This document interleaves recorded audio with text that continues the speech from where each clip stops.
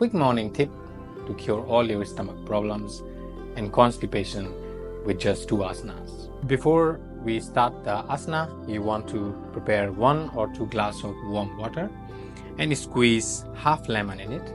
And once you're ready, let's sit in Malasana, your feet wider than your hips.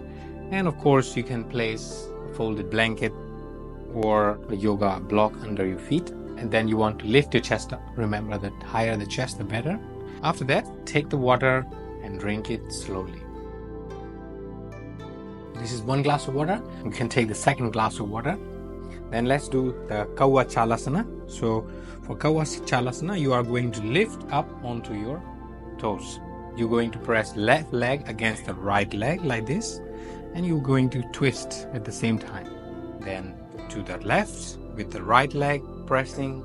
And this you can repeat about 3 to 5 times. Because the more you practice this asana, the more it's going to clean all the toxins out of your stomach. Good. Make sure to perform this first thing in the morning as soon as you wake up before taking any tea or coffee, and see the magic.